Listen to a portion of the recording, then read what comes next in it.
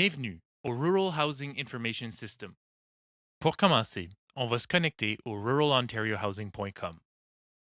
Si vous n'avez pas encore créé de compte, cliquez S'inscrire maintenant ou Sign up now afin de créer votre propre compte. Pour vous connecter, entrez l'adresse courriel et le mot de passe utilisé pour créer votre compte et cliquez ensuite Se connecter ou Sign in. Une fois connecté, vous remarquerez un menu en haut à droite qui vous permet de basculer entre l'anglais et le français. Si c'est la première fois que vous vous connectez, on vous demandera de répondre à un court sondage. Veuillez s'il vous plaît le remplir avant de cliquer Envoyer ou Submit.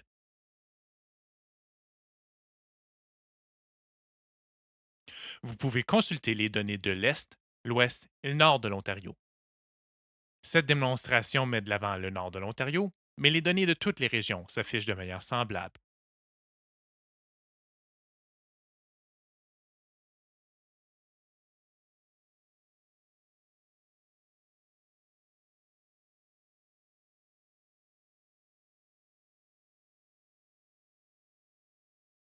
Lorsque vous aurez choisi votre région, vous serez redirigé vers la page d'accueil. En cliquant votre nom, vous ferez apparaître un menu défilant avec trois options. La première option vous mène vers un répertoire de tutoriels vidéo. Ces vidéos vous permettront de vous familiariser avec toutes les pages et les outils de notre plateforme. Le deuxième lien, Soumettre des commentaires, est très important car il vous permet de signaler des bugs, de partager vos commentaires ou vos suggestions directement avec notre équipe. Vos rétroactions nous sont précieuses car elles nous permettent d'améliorer la plateforme. Il y a trois façons de sélectionner la région pour laquelle vous consultez les données. Les voici. Tapez le nom de la communauté qui devrait apparaître sous le champ de recherche. Si le nom ne s'affiche pas, assurez-vous que la région sélectionnée est bien le nord de l'Ontario. Pour choisir une autre région, déplacez votre curseur sous le champ de recherche et sélectionnez la région désirée.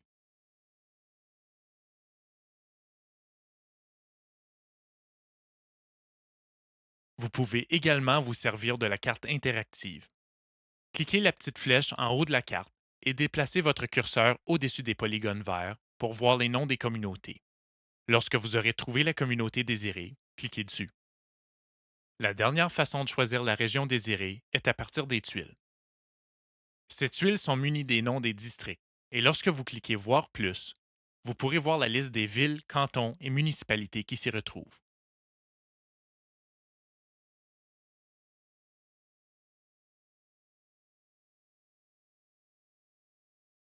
Lorsque vous aurez choisi une communauté, vous arriverez au survol des données.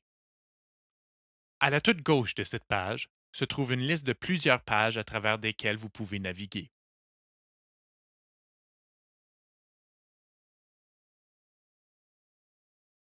Au-dessus de la page, vous pouvez sélectionner d'autres municipalités en vous servant du champ de recherche.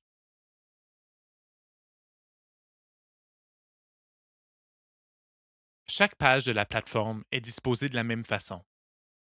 Un aperçu, des fiches résumant les principales données statistiques, des liens externes, des graphiques et des cartes géographiques. Lorsque vous cliquez sur l'icône I, elle affiche les définitions liées à cette donnée. Si vous cliquez sur la source de la donnée, les sources des données et leurs définitions s'afficheront.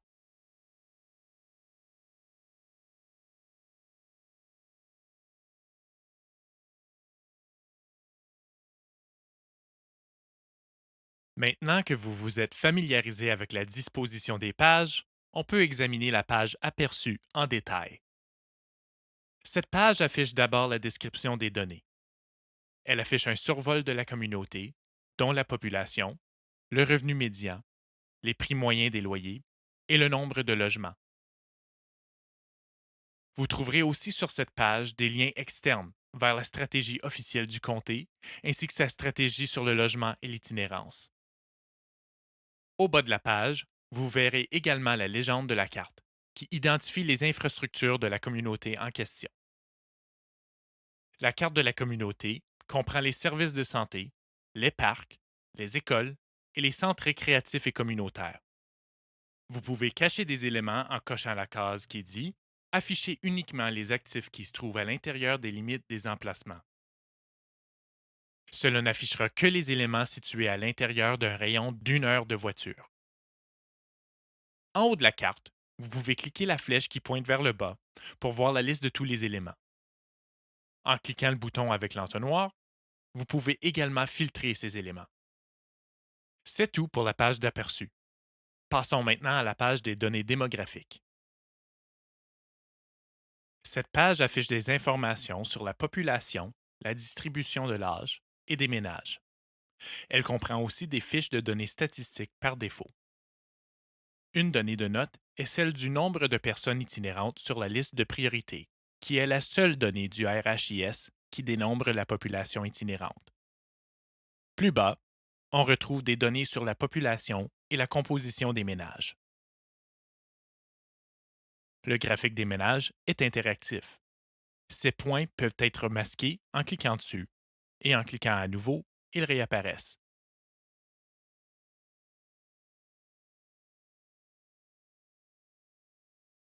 Au bas de la page se trouve un résumé textuel des données du graphique.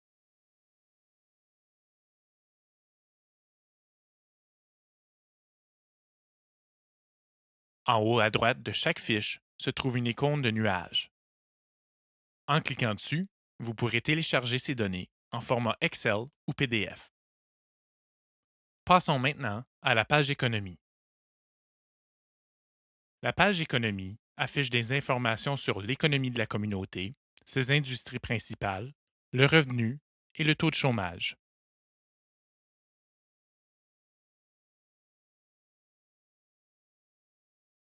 Elle comprend des fiches statistiques par défaut et des graphiques, incluant les 10 emplois principaux par secteur industriel.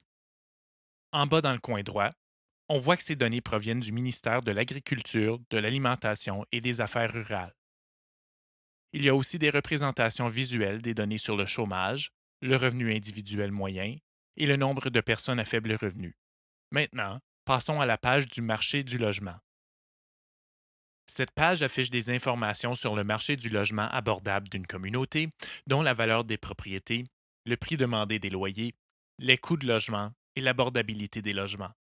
Les fiches statistiques en haut de page affichent le loyer moyen demandé, la valeur moyenne des logements et le coût moyen du logement. Dans les cartes plus basses, on affiche le pourcentage de propriétaires de logements inabordables, le pourcentage de locataires habitant des logements inabordables et le pourcentage total de logements inabordables. Cette page contient aussi le prix moyen demandé des loyers. Ces données sont collectées de manière continue à partir de kijiji.ca et de realtor.ca. En survolant les points avec votre curseur, vous pouvez voir combien d'annonces ont été recensées afin de calculer la moyenne. La page affiche également l'offre de logement du marché qui permet de savoir quelles sortes de logements sont disponibles. La visualisation des données est interactive et permet de voir les types de logements.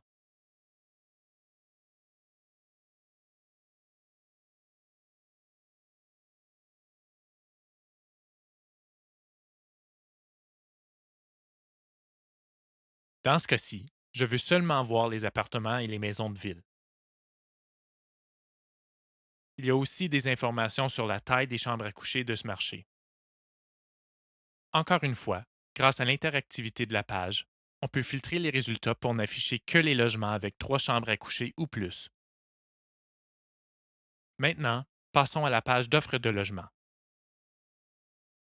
La page d'offres de logement affiche des informations dont les logements, les permis de construction et le logement communautaire.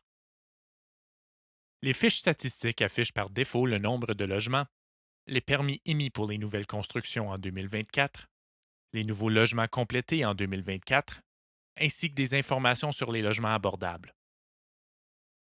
Ces informations ont été recueillies par les municipalités et les autorités de services sociaux des districts. Ainsi, le RHIS n'affiche que les logements affiliés aux autorités de services sociaux et des municipalités.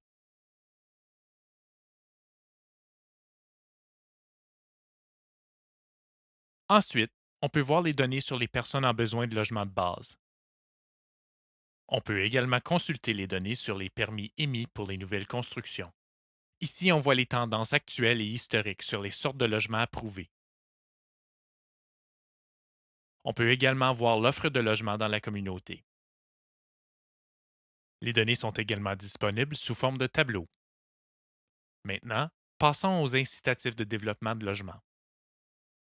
Ici, vous trouverez des informations sur les incitatifs de développement de logement, incluant les exemptions de frais de développement, les subventions en capital et les incitatifs fiscaux. Vous pouvez voir si les communautés ont des frais de développement et ensuite, on peut voir les subventions provinciales et fédérales pour le logement abordable et, le cas échéant, les incitatifs municipaux. Passons maintenant à la page de zonage.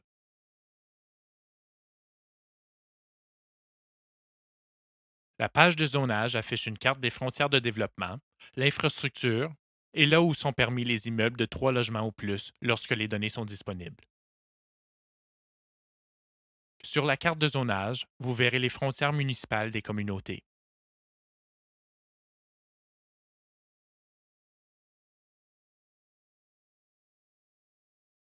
Lorsque ces données sont disponibles, on peut consulter l'infrastructure de la communauté. En cliquant l'icône des strates, on peut ensuite cliquer l'icône de l'œil à côté de services pour masquer les services afin de mieux voir le zonage. En zoomant, on peut mieux voir quel type de zonage est permis.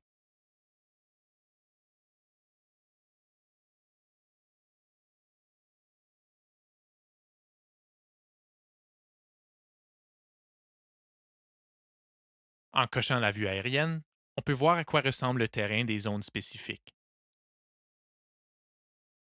Cela nous permet de se faire une idée sur le développement en cours et là où il n'y a pas encore de développement. En bas de cette carte, il y a un lien vers une liste exhaustive des règlements de zonage des communautés. On peut également voir un résumé du zonage pour les immeubles à multiples logements. Maintenant, passons à l'outil de comparaison communautaire. Cet outil permet de facilement comparer les communautés. En cliquant sur Emplacement, on peut voir tous les lieux du RHIS. D'abord, on peut sélectionner une municipalité. Ensuite, on peut ajouter des villes, cantons et municipalités individuelles. Ou vous pouvez ajouter toutes les communautés d'une municipalité spécifique. Nous avons maintenant une liste permettant de comparer les communautés et on peut également ajouter des champs. D'abord, on sélectionne l'ensemble des données qu'on veut comparer. Ensuite, on trouve les valeurs qu'on recherche pour la comparaison et on ajoute les valeurs à partir de l'ensemble de données.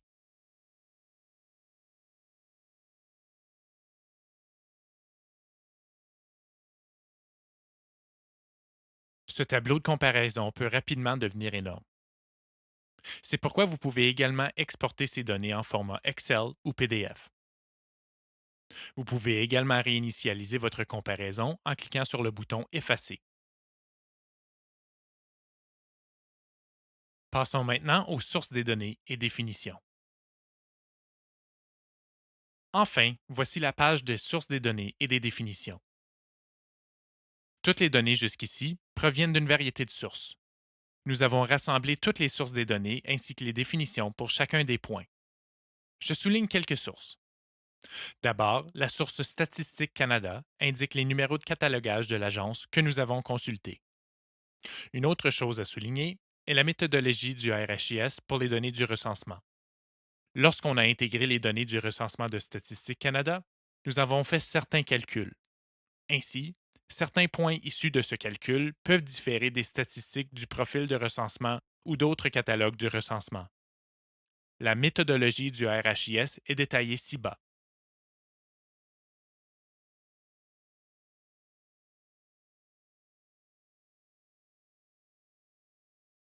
Merci d'avoir écouté cette démonstration. Notre plateforme a été conçue pour rendre plus accessibles les données sur le logement et pour offrir des informations importantes pour la planification et le développement. Si vous avez des questions ou avez besoin d'assistance additionnelle, n'hésitez pas à communiquer avec nous. Nous sommes à votre disposition pour maximiser votre usage de ces informations et vous aider à répondre aux besoins en logement de votre communauté.